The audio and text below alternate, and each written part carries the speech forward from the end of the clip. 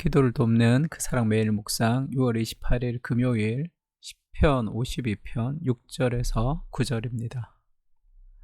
오늘 제목은 8절에 보면 그렇게 나와 있죠. 그러나 나는 하나님의 집에 있는 푸른 감람나무 같으며 라고 되어 있습니다. 나는 하나님의 집에 있는 푸른 감람나무 같으며를 오늘 제목으로 해서 좀 말씀을 좀 나눠보려고 합니다. 지금 계속되는 악인의 승리와 그 악인의 잘 되는 것에 대해서 다윗이 이제 하나님의 공의를 기도했습니다. 6절도 계속 이어지죠. 의인이 보고 두려워하며 또 그를 비웃어 말하기를 이 사람은 하나님을 자기 힘으로 삼지 아니하고 오직 자기 재물의 풍부함을 의지하며 자기의 악으로 스스로 든든하게 하던 자라 하리로다. 그 하나님을 의지하지 않고 살아가는 그 악인의 특징을 자기의 힘을 가지고 살아가는 사람, 그리고 자기의 재물의 풍부함을 더 안정감으로 의지하는 사람, 결국 스스로를 든든히 서게 하는 존재, 하나님이 없이 살아가는 삶의 모습을 보여주고 있습니다. 그것과 대조되게 그러나라고 이제 역접 전치사니까 대조가 되는 거죠. 나는 그렇지 않고 하나님의 집에 있는 푸른 감람나무 같으며 이렇게 대조하죠. 그러니까 그 악인이 스스로 자기의 재물을 의지하고 스스로 자기를 의지하는 그 사람의 특징과 반대가 되는 것으로 하나님의 집에 있다. 그것은 하나님의 공동체를 얘기합니다. 그는 혼자서 자기의 이익을 추구하는 사람이라면 나는 하나님의 공동체 안에서 은혜로 함께 영향을 받고 있는 푸른 감람나무, 올리브나무 같은 거죠. 푸른 감람나무라는 것은 변하지 않는다는 거죠. 변하지 않게 그렇게 지속적으로 그렇게 살아가는 그런 존재다 이렇게 얘기합니다. 그러니까 악인은 금방 뭐라 그럴까요? 금방 있다가 금방 사라지는, 그리고 개인이라는 그런 느낌이 강해요. 악인의 성공, 악인의 승리, 그 다음에 자기의 재물을 의지하는 사람들이 가지는 그런 풍성함, 그 모든 것들은 다 쉬 사라지는 것들이고 변하지 않는 삶의 가치, 변하지 않는 풍성함에 대해서 얘기하고 있습니다. 그래서 하나님의 집에 있을 때 우리는 자기의 재물을 의지하고 개인적으로 살아가는 그런 것으로부터 보호를 받을 수 있고 하나님의 은혜를 누릴 수 있는 거예요. 개인적인 삶이 아니라. 그래서 첫 번째는 하나님의 집에서 뿌리를 내려야지 우리가 변하지 않는 그런 은혜를 누릴 수 있습니다. 바울이 그렇게 얘기하죠. 우리가 한 몸의 지체를 가졌으나 모든 지체가 같은 기능을 가진 것이 아니니 이와 같이 우리 많은 사람이 그리스도 안에서 하나의 몸이 되어서 서로 지체가 되었다 이렇게 얘기합니다. 우리가 그리스도를 영접할 때, 교회 안에 우리가 소속될 때 손가락 발가락으로 우리가 그리스도의 몸에 연결되어서 그리스도의 몸으로 우리가 구원을 받았다는 거예요. 그러니까 개인적으로 구원이 떨어져서 손가락 발가락이 떨어져서 구원을 받은 것이 아니라 이것이 한 몸 안에서 연결되어 있는 거죠. 이것은 유니버설 처치, 구원받은 하나님의 큰 공동체를 얘기하는 거지만 성경, 신약 성경은 하나님의 공동체를 우주적 교회라고 얘기하는 경우는 계시록밖에 없어요. 하나님의 교회를 다 로컬 처치라고 얘기합니다. 그러니까 우리 안에서, 우리가 로컬 처치 안에서 그런 지역 교회 안에서 우리가 손가락 발가락으로 부름을 받아서 함께 연결이 되어서 이 그리스도의 몸이라는 공동체를 통해서 우리가 하나님께 나아가는 거예요. 그래서 서로가 서로에게 영향을 주고 서로가 서로에게 기도하고 격려하는 그런 공동체가 되어야 되겠죠. 그래서 영적인 우정, 이 공동체 안에서의 그런 삶은 굉장히 중요합니다. 유진 피터슨이 쓴 책 중에 다윗 현실에 뿌리 박은 영성이라는 책이 있습니다. 방학 때 우리가 한 2달 정도 이 책을 가지고 좀 엄마들이랑 같이 한번 좀 나눠보면 어떨까 그렇게 생각하고 있는 책인데, 그 요나단과의 우정에 대해서 유진 피터슨이 그렇게 얘기했습니다. 다윗에 대한 요나단의 우정은 마치 대활호처럼 다윗을 죽이려는 사울의 거듭된 시도를 막았다. 그러니까 사울의 공격을 막은 것은 요나단의 우정이라는 거죠. 그 우정이 악을 막고 저지시켰다. 우정은 영성에서 매우 과소평가된다. 그러나 우정은 사실 우리의 영성에 기도나 금식과 다를 바 없이 중요하다. 영적 우정이 중요하다는 거죠.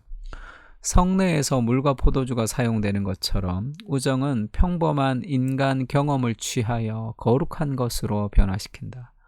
단순한 물과 포도주가 성례를 통해서 그리스도의 피와 우리가 그리스도의 몸이라고 그렇게 얘기하는 것처럼 우정이 그렇다는 거죠. 평범한 일상의 어떤 경험을 거룩하게 변화시킨다는 거죠.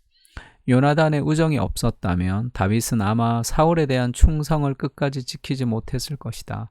요나단의 우정이 없었다면 다윗은 자기 감정에 매몰되었을 확률이 많습니다. 그 사울에 대한 두려움과 사울이 자기를 죽이려고 하는 그 공포심, 그 압박감에 사울을 향한 증오를 가지거나 아니면 자기가 빨리 없어져야 되겠다고 생각하거나 그렇게 어떤 스트레스를 이기지 못했을 수도 있어요. 그러나 요나단의 우정이 결국 다윗의 사울을 향한 충성을 끝까지 지키게 하는 힘이 되었다는 거죠.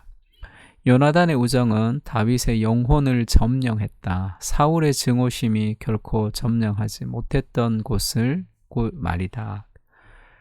요나단의 우정이 다윗의 마음 가장 깊은 곳을 점령해 버렸습니다. 그래서 사울의 증오심이 점령을 했다면 지금 그것이 더 폭발적이고 더 뭐라 그럴까요? 좀 폭력적인 방식으로 다윗이 행동했겠죠. 그러나 다윗이 그렇게 다윗처럼 행동할 수 있었던 것은 그 수많은 압박과 스트레스 속에서도 그의 마음 깊은 곳을 자리 잡고 있었던 것이 요나단과의 우정이라는 거죠. 하나님의 사랑과 사람의 사랑, 요나단의 우정이 다윗의 영혼을 지켜준 거예요. 그 삶의 스트레스를 함께 나누고 함께 기도하고 함께 격려하는 그 하나님의 집 안에서 우리는 마르지 않는 푸른 감람나무처럼 힘든 상황 속을 견디며 살아갈 수가 있습니다.